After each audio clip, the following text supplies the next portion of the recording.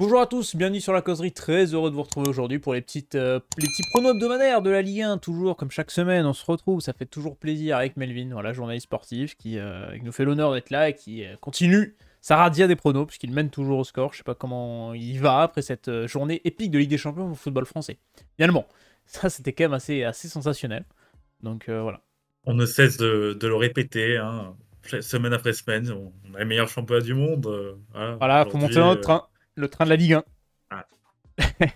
Est-ce que finalement, Ludovic Ajorc n'a pas des chances d'avoir le ballon d'or? Moi, je pose la Voilà, question. l'extérieur du pied qu'il met qui est quand même fantastique. Oh là là. Au premier. Eric Roy. Ah, Eric Roy, Bruno Genesio, finalement, est-ce que la Ligue 1 n'a rien à envier à la Première Ligue? Voilà. Bon, et voilà, on se retrouve après la petite vidéo sur Griezmann. C'était la petite vidéo foot du début de semaine, donc vous pouvez la retrouver sur la chaîne. On a fait les pronos du rugby aussi, top 14 pour ceux qui suivent le rugby. Un petit point classement, parce que le classement il commence à donner quelque chose hein, après 6 journées. Le Paris Saint-Germain et Monaco sont en tête à égalité. Déjà 6 points d'avance pour ces deux équipes sur le 5e, Lille. Angers ferme la marche en tant que lanterne rouge 2 points. Saint-Etienne 4 points, 17e. Montpellier barragiste 4 points également. Et on a le Havre qui a enchaîné 3 défaites consécutives. Voilà, qui avait commencé par 2 victoires, qui enchaîne par 3 défaites. C'est dommage pour les Havrais, mais du coup, ça commence à donner une petite forme de où se situe qui. Et donc, on va pouvoir enchaîner sur les pronos de cette 7e journée de Ligue 1. J'ai oublié de changer le numéro en haut, ne vous inquiétez pas, c'est bien la J7, mais je me suis trompé. J'ai oublié de changer. Donc ne vous inquiétez pas. Je te propose de commencer tout de suite par le match de ce vendredi, de dès demain, Marseille, qui reçoit le SCO d'Angers. L'Olympique de Marseille qui va devoir réagir après sa défaite contre Strasbourg. Un très très bon Strasbourg contre l'Olympique de Marseille. Et qui va accueillir le Lanterne Rouge Angers qui a besoin de poids, mais j'avoue que j'ai du mal à croire qu'Angers puisse faire l'exploit au Vélodrome quand même. Ça va être très compliqué pour Angers parce que Marseille, je pense, a été échaudé par sa défaite. C'est une défaite d'abord tactique. Parce que Strasbourg a sorti vraiment un gros match, notamment sur le pressing tout-terrain, le marquage individuel. Franchement, Strasbourg a fait un match, a donné même une leçon tactique à Oui. l'OM. Euh, Là, j'ai quand même du mal à voir Angers, qui je trouve quand même très faible, C'est... trop faible pour cette Ligue 1. Ouais, je pense que c'est l'équipe la plus Euh, faible de Ligue 1. je trouve que l'effectif c'est pas finalement renforcé parce que tu as pris des joueurs qui oscillent entre le bas de tableau Ligue 1 et le haut de tableau Ligue 2.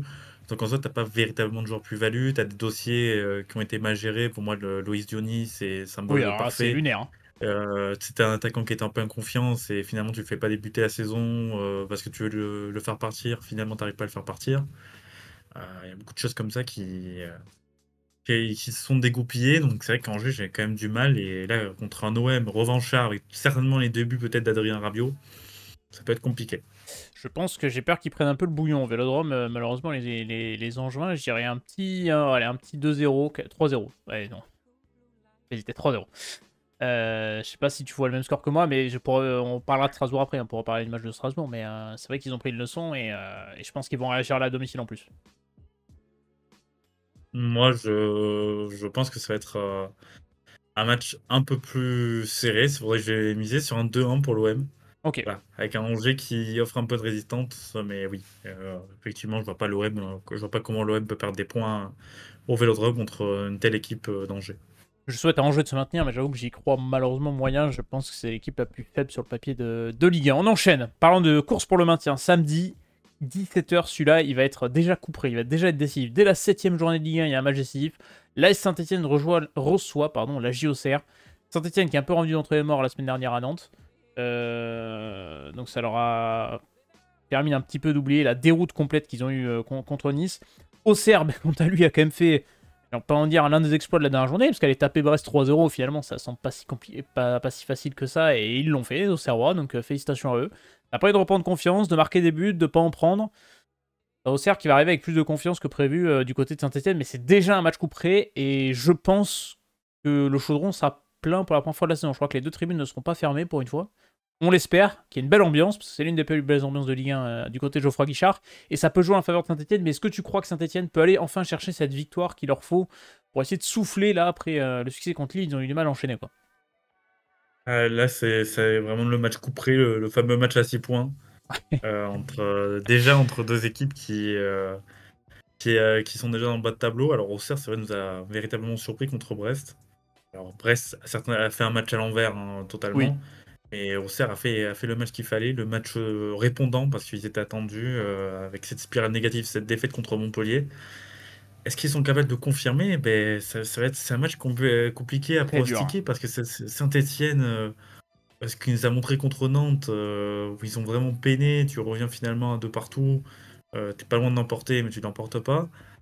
Cette équipe de Saint-Etienne, elle est impronosticable. T'as aussi le contexte. Alors, Comment ils vont être du accueillis? vrai ou du faux, voilà, du vrai ou du faux, déjà, il y a ça accueilli. Olivier Dalloglio, est-ce qu'il joue pas son Ouais. poste contre Auxerre? Avec en plus la trêve internationale qui s'ensuit. C'est Bah, c'est vrai que c'est si tu vraiment le perds match à ne pas perdre. contre, c'est vrai que si tu perds contre Auxerre, tu te dis quand t'es dirigeant, sortir un club sortir un entraîneur pardon juste avant la trêve internationale, c'est peut-être le bon move dans le sens où bah, t'auras 2 semaines pour du coup te réapproprier un groupe, réenclencher certaines choses. Donc c'est vrai que s'il y a défaite contre Auxerre de la part de Saint-Etienne, attention. Sachant qu'en plus, il y a aussi le fait de vite réagir dans Oui. la saison, quoi, de pas faire l'effet levier, comme on dit, du changement d'entraîneur trop tard finalement. Donc, c'est vraiment un match couperé et la pression est vraiment sur Saint-Etienne. Franchement, c'est peut-être le match le plus difficile à Ouais, il pronostiquer est de cette très très dur journée-là pour celui-là. moi. Je sais pas quoi mettre, je pense que par défaut, je vais peut-être mettre un match nul. C'est le un partout. Voilà, le un partout parce que je sais pas quoi mettre. Vraiment, je ne sais absolument pas quoi pronostiquer. Je sais pas pour toi, mais moi, je vais partir sur le nul.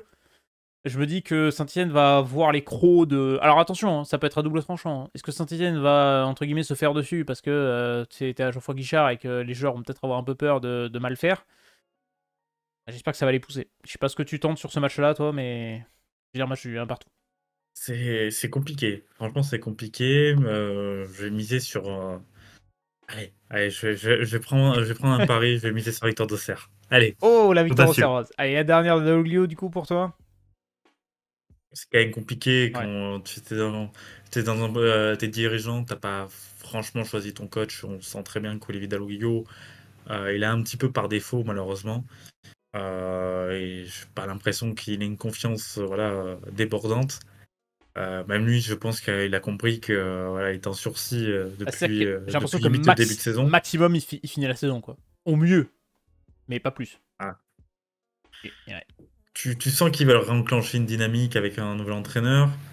Après, il va falloir chercher l'entraîneur. Parce que, est-ce qu'ils vont chercher un entraîneur étranger qui a peut-être pas connu la Ligue 1 comme Risqué. ça voilà. Il y a beaucoup de choses. Mais oui, je vois pas comment l'aventure entre Olivier Dalloglio et Saint-Etienne peut se prolonger au-delà du mois de janvier, hein, très clairement. Voilà, c'est dit, et on verra où ça va nous mener. On va enchaîner avec le samedi 19h, un petit Lille-Toulouse. Alors Toulouse a perdu un match un peu honteux contre Lyon, parce qu'avec une frappe cadrée, tu prends 2 buts, c'est chiant. Surtout qu'ils avaient le match en main, comme honnêtement, Lyon a vraiment rien proposé sur la rencontre, mais ils s'en tirent quand même plutôt bien. Toulouse, lui, bah, du coup, prend pas les points. Tu vas te déplacement du côté du LOSC. Alors, comment sera le LOSC après cette victoire quand même incroyable contre le Real Madrid? Félicitations à Lille, qui a quand même assuré contre le Real, qui a gagné 1-0, qui sort d'une victoire quand même 3-0 en Ligue 1 contre le Havre. Donc, c'est quand même quelque chose de solide. Et Toulouse, finalement, bah, mine de rien, c'est quand même bah, une deuxième défaite consécutive, après la défaite à Brest. On va prendre des points pour Toulouse quand même, hein. Mais ce qui monte contre Lyon, c'est pas déconnant, mais il y a tellement pas d'efficacité, c'est terrible quand même. Moi, c'est ce que j'avais dit depuis le début de saison. Toulouse a pas remplacé Dalinga. En tout cas, Ouais, elle n'est pas allé chercher un vrai neuf. Pour moi, typiquement, Franck Magri, c'est trop léger honnêtement, pour performer en Ligue 1. Et c'est vrai que ce manque d'efficacité leur a jeté des tours contre Lyon. Leur bête noire, hein, je crois que ça fait 16 Oui, matchs, je crois. ouais, Voilà. c'est quelque chose comme ça, ouais. Donc voilà, c'est une grosse série. Et c'est vrai que ce match contre Lille, tombe pas au meilleur moment. Et tu sens que c'est un peu le match, tu sais, le match un petit peu où ça peut basculer du mauvais côté toulousain. Je rappelle les objectifs quand même, hein, haut de tableau. C'est vrai. Il y a des bonnes choses hein, dans le jeu, il y a des choses qui sont intéressantes quand même à Toulouse. Mais il y a ce manque d'efficacité et ça se Et paye cash, quoi. ce manque Et j'ai envie de te d'efficacité, en dire, fait, dans les deux surfaces. Parce qu'en fait, contre ouais, Lyon, tu subis pas et tu perds 2-1, quoi. c'est un match compliqué et tu vois, je vais pronostiquer un match nul.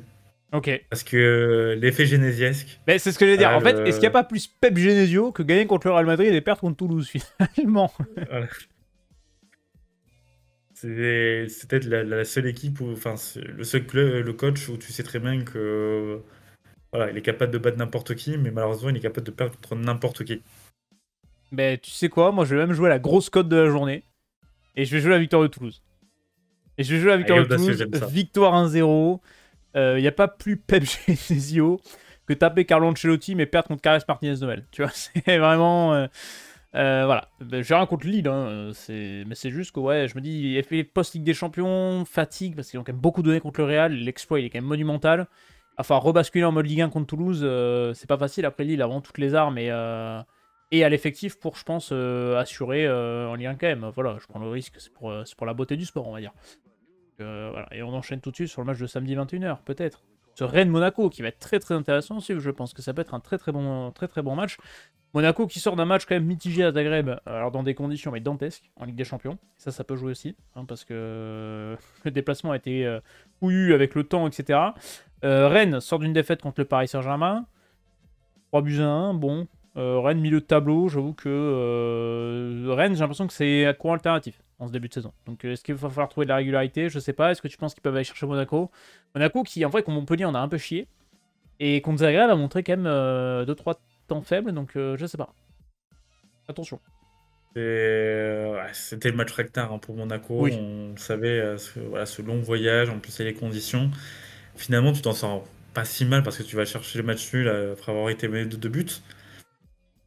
Donc j'ai envie de te dire, sur les faits, mine de rien, tu es quand même sur une petite dynamique. Et ce match contre Rennes, en fait, c'est un match de confirmation. Si Monaco, moi, comme je le dis depuis le début, est pour moi le concurrent le plus sérieux au PSG, c'est ce genre de match que tu dois gagner contre un adversaire qui est encore en rodage. Et tu sens que, voilà, on parlait de Saint-Etienne et d'Aloguillo, je pense que Rennes, c'est un peu pareil. C'est-à-dire que Massara, je pense pas que Julien Stéphane, ça soit vraiment dans son cœur, quoi. Bah, je pense aussi, ouais. Je sais pas. Donc, Le fait que, ouais, qu'il soit resté cet été, c'est quand même une grosse interrogation. Donc, après, je suis pas sûr que la défaite là contre Monaco lui coupe la tête, on va dire, entre guillemets, à Stéphane, parce qu'il reste quand même des points à prendre. Mais si Rennes veut changer d'entraîneur, on va pas le faire trop tard non plus, parce que là, t'es déjà 10ème du championnat, 7 points, t'as déjà 3 points de retard sur Lens, alors c'est que le début de saison, etc. Mais, fonction de résultat contre Monaco, tu peux déjà être un peu loin quand même. et puis t'as l'impression qu'il n'y a pas de match référence, quoi. Il n'y a Ouais. pas de match Le match référence. contre Lyon, T'as, première journée. ouais, oui, mais Ouais. dans quel état est Lyon, quoi. Donc, tu as des joueurs qui performent. Je pense à Grönbeck, que j'aime beaucoup dans son activité.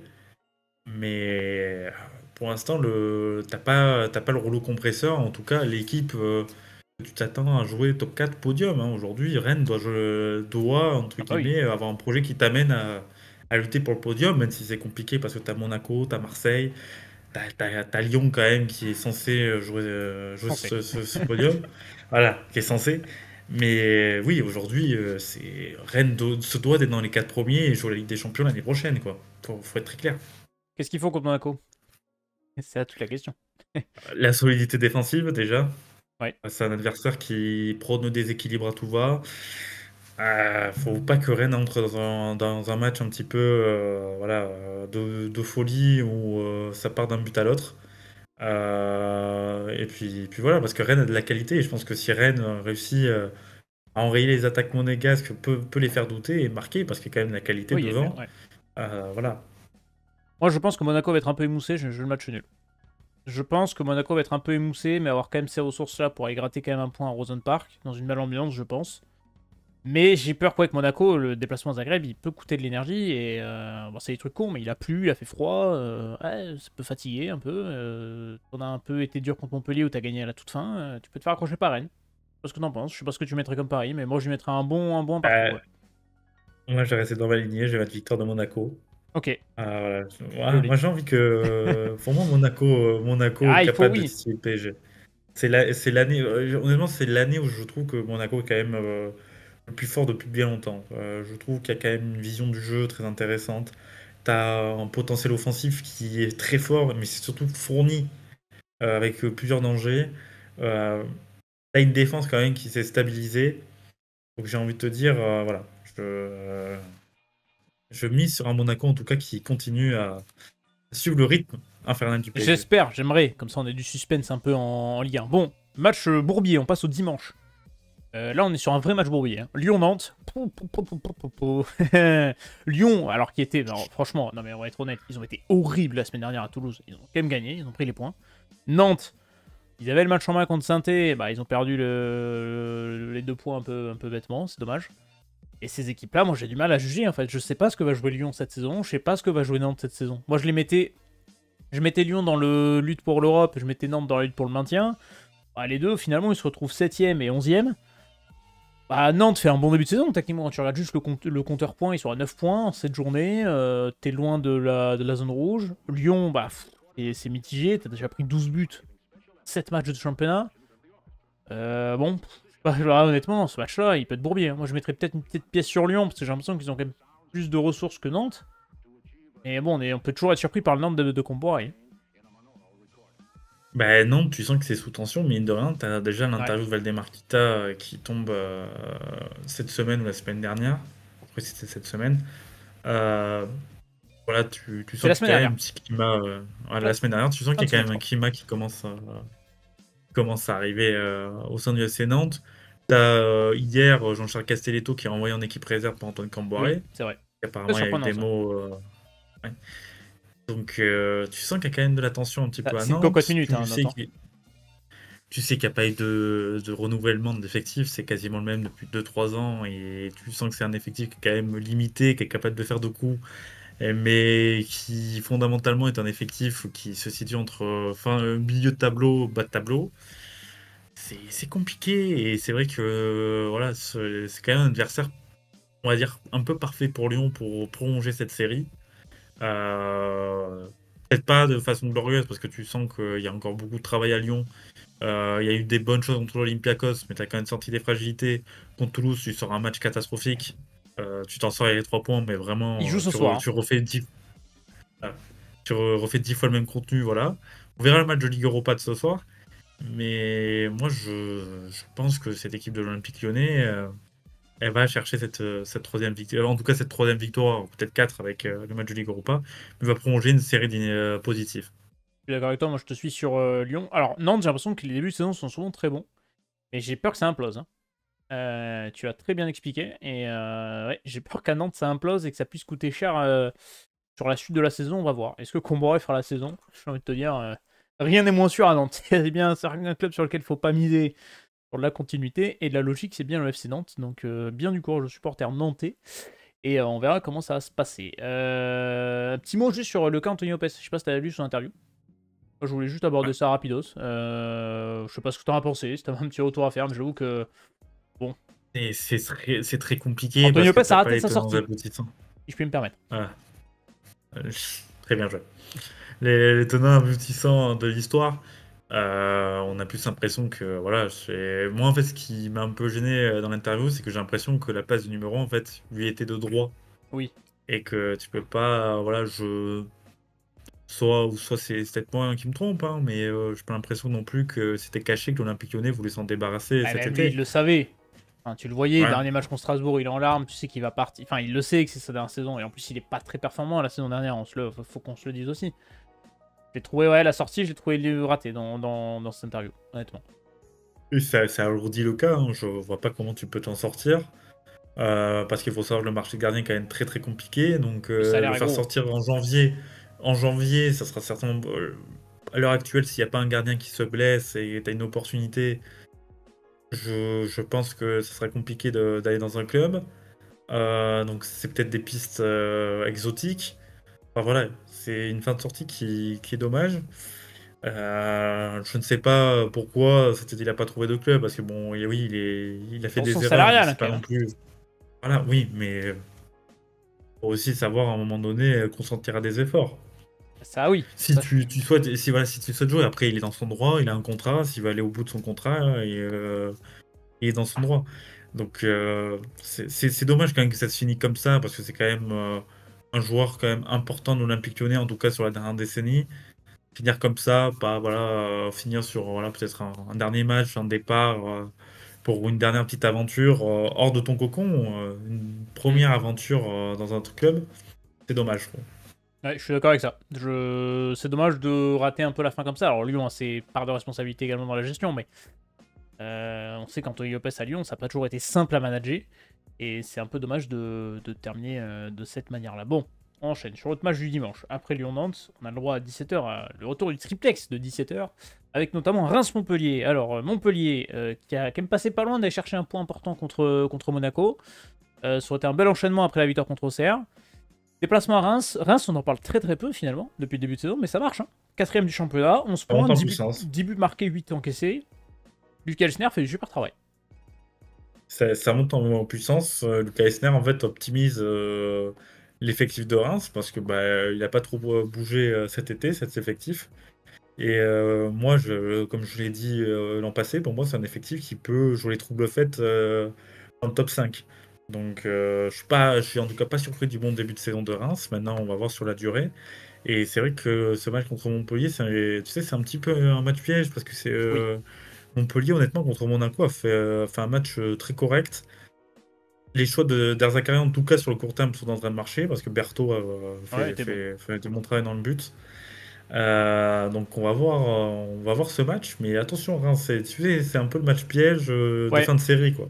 Ça peut être le match que tu perds à la con. Reims, ça peut être ce genre d'équipe qui va avoir cette série-là, mais qui va perdre des matchs, des points un peu bêtes, tu sais, qui a un peu l'inexpérience, etc., contre des adversaires qui jouent le maintien, un peu accrocheurs, etc. C'est vrai que ça peut être un match piège. Après, Reims a perdu qu'un match cette saison, c'était contre Lille. Donc vraiment, le début de saison est très très solide. On n'en parle pas beaucoup. Mais attention, Et attention à ce encore, Montpellier. et encore le match contre Lille avec un carton rouge très Oui, précoce. c'est vrai. Est-ce que tu vois Montpellier Donc, faire l'exploit quand même? c'est compliqué. Il est C'est tentant quand même. compliqué. J'allais faire match nul. J'allais faire match Tu vas aller nul. jouer le match Voilà, nul? la sécurité.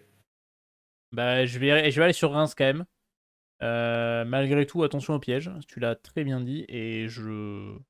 Attention, mais je vais quand même faire confiance à Lucas Elsner et Reims, même si Montpellier est moins cata qu'il y a quelques semaines.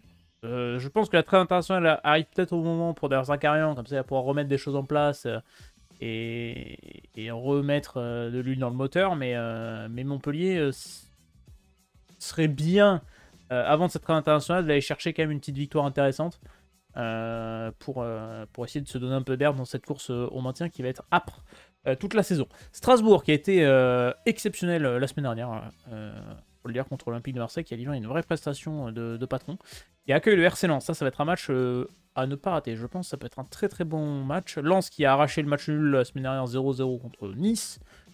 Est-ce que tu vois Lens à l'extérieur aller chercher Strasbourg, qui va accueillir pour la deuxième fois consécutive un club et qui va pouvoir essayer d'enchaîner, essayer de se placer réellement dans cette course à l'Europe finalement, peut-être? Et ouais, c'est vrai que Strasbourg, c'est surprenant de façon positive. Sur le match contre Marseille, honnêtement, ils ont fait un match taille patron. Sur le pressing, ils n'ont pas baissé l'intensité. Et les reconversions de certains joueurs m'étonnent un peu. Diego Moreira qui a l'air transfiguré à son poste de piston. Donc, J'ai ouais, adoré le c'est milieu vrai de que terrain c'était. la semaine dernière. Doucouré et Santos, les deux là, envoyé. Ouais, tu sens quand même que voilà, au moins sur ça, on peut pas leur en vouloir. Leur recrutement en fait est cohérent par rapport au Ouais. site de jeu. C'est un site de jeu très énergivore. Ils ont que des jeunes. Voilà, il y a beaucoup d'intensité. Et pour l'instant, ça marche. Mais pour moi, c'est une équipe un peu de coups. C'est ça qui me fait peur un peu contre Lens, que je trouve très intéressante depuis le début de saison, Lens, personnellement. J'aime beaucoup. Très peu prolifique. 5 Et buts j'aime. marqués, 2 encaissés. Hein. C'est. Oui, qui reste sur 4 matchs nuls, surtout. aussi. Ah, donc, allez, je vais faire match nul. Allez, Lens qui Allez, poursuit sa série de matchs nuls. j'avais 405. Voilà. J'ai envie de te suivre sur le match nul aussi en fait. Je vois bien un nouveau 0-0. J'avoue que Lens ne prend pas de but et n'en marque pas non plus. Donc, alors attends, je vais essayer de remettre ça pour qu'on ait tous les deux un peu de place. Voilà. Ouais, j'avoue que le match nul, un bon 0-0 personnellement. Voilà. Le match un peu, voilà, un peu chiant de 17h, mais parce que Strasbourg peut se faire verrouiller. J'avoue que pour l'instant, on s'est trompé sur. Enfin, moi, en tout cas, je me suis trompé sur la liste que j'avais de Strasbourg en début de saison. Pour l'instant, ça fonctionne. À voir quand même. J'ai une curiosité de voir quand ça se passera un peu moins bien, ou ils enchaîneront peut-être les petits match un peu sans et voir comment ça réagira. Mais pour l'instant, ça marche extrêmement bien et Rossinor fait du très très bon taf. Donc franchement, Strasbourg, très très étonné. On enchaîne, Brest-Le Havre. Alors, est-ce que Brest peut enchaîner, surfer sur cette bonne victoire contre Salzbourg en Ligue des Champions? Ça, c'était magnifique quand même. Cette victoire 4-0 à Salzbourg, quand on est toutes les cagas du football français dans les sorties à l'extérieur européenne, il faut pas minimiser l'exploit des Brestois. Accueil du Havre. Le Havre a quand même besoin de points, 3 défaites consécutives. Ils sont retombés un peu, on va dire qu'ils sont un peu rentrés dans le rang. Est-ce que tu vois Brest se faire piéger comme ils ont été piégés la semaine dernière à Auxerre? Ouais, pas trop. Pas trop. Pas Je cette sens fois. la continuité. Je sens la continuité. Je vais peut-être le match où j'ai plus de certitude. Ça se trouve, Le Havre va gagner, mais je dis Brest. Voilà, Allez, Brest, tu une les Brest. victoire. Voilà, je sens que Le Havre, tu sens qu'il y a une dynamique qui est négative et qui est pas finie, quoi. Donc Brest sur la lancée de leur victoire Comme ils ont fait brillante quand contre ils ont fait Salzbourg. après le Schumgraz. Hein. Je pense que avant les matchs de Ligue des Champions, Brest reste à confirmer quand même qu'ils sont dedans, mais juste après, ouais, je te dis, je suis d'accord avec ça. Franchement, une victoire, allez 2-1. Voilà. Une victoire 2-1. Là, malheureusement, il va falloir commencer à enclencher quelque chose. Mais attention, on va pas se faire peur. Et pour Brest, en tout cas, ouais, que ça continue à surfer. Et Brest va devoir valider son maintien en Ligue 1. Ils ont 6 points. Tu gagnes, tu passes à 9. En fonction du résultat des autres, tu peux te donner un peu d'air avant la trêve. Et la trêve va arriver peut-être au bon moment pour souffler et faire un premier bilan de cette première partie de saison qui, pour l'instant, est mine de rien réussi quand tu vois les résultats en Ligue des Champions. Et donc, pour l'instant, Brest vit un véritable rêve éveillé grâce à Eric Roy. Et ça, je n'aurais pas cru. Match dimanche soir à 20h45. Nice accueille le Paris Saint-Germain. Alors, le Paris Saint-Germain en Ligue des Champions, c'est compliqué contre Arsenal. Ça n'a pas été non plus. Ouais, ça n'a pas été exceptionnel. Ça n'a pas été foufou. Que ce soit tactiquement ou même au niveau du comportement global, etc. Retour d'Ousmane Dembélé aussi, qui avait été du coup puni contre Arsenal. Nice a fait un 0-0 contre Lens. Nice est un peu au milieu de tableau, montre quand même des choses intéressantes cette saison, je trouve, franchement. Voilà, ils ont eu le match Europa League aussi la semaine dernière contre la Real Sociedad. Ils vont jouer ce soir à la Lazio. Donc au moment où on fait cette vidéo, on n'a pas vu le match contre la Lazio et ça peut jouer. Est-ce que tu penses que Nice peut enchaîner, peut aller jouer le coup de la journée du côté face au PSG? Je sens un match pénible, mais je sens que le PSG va l'emporter. Le match raccro, Euh, le but de Colomoni 82e quoi. tu sens que c'est quand même très difficile et que alors Luis Enrique peut ne pas vouloir répondre sur ses choix tactiques, mais tu sens que le début de saison est pas bon. Enfin, moi je trouve que il y a trop de problèmes entre guillemets pour un début de saison. Alors ça marche parce que t'as quand même des joueurs de talent, mais collectivement tu sens quand même c'est encore nettement en dessous de ce que devrait être le PSG comme prétendant à la Ligue des Champions. Est-ce que tu te rappelles des fameuses crises de novembre? Ça fait longtemps qu'on n'en a pas eu. Et tu trouves pas qu'on a des petites graines semées pour avoir cette fameuse crise de novembre là, quand même? Bah déjà, tu as l'affaire Dembélé Oui. qui commence. Puis de ce que j'ai pu comprendre, bon, quand même des tensions dans le vestiaire entre Luis Enrique et certains Alors joueurs. c'est Mohamed Toubache Donc, qui a sorti que il y a l'éventualité que Luis Enrique puisse démissionner à un moment donné. Ça pas exclu. ouais, ça- Maintenant, je ne sais pas. j'ai hâte de voir ça. J'ai hâte de voir Ça ça. serait quand même un sacré surprise quand même. Est-ce qu'il est capable de nous faire une Bielsa après un match, voilà, de surprendre tout le monde Et franchement, ça m'étonnerait pas de Luis Enrique, mais ça serait surprenant quand même. Ça serait une Un déflagration sacré à personnage hein, l'univers quand du même. PSG. Puisque, enfin, t'as quand même, depuis son arrivée, tu lui as donné tout le temps raison. Voilà, tu as façonné quand même un effectif à son image, c'est-à-dire vraiment pas de star, voilà, un effectif très, je veux dire, avec pas mal de joueurs qui sont pas non plus des top joueurs, qui n'ont pas trop d'ego dans le sens où c'est pas des top stars. Et mine de rien, le Faux Soucis, t'as pas le joueur phare, tu sais, qui peut te débloquer les matchs. Et collectivement, c'est trop faible. Enfin, contre Arsenal, Oui, c'était tu du sais très bien phare. que contre une équipe qui te met de l'intensité, du pressing, qui va te chercher, ben, le PSG à chaque fois se fait dézinguer, j'ai envie de te dire, parce que je vois un PSG trop faible face à ce genre d'équipe. Bah, c'est vrai que là, contre Arsenal, même au niveau du comportement sur le terrain, ça a été assez compliqué. Est-ce que tu vois Ousmane Dembélé titulaire?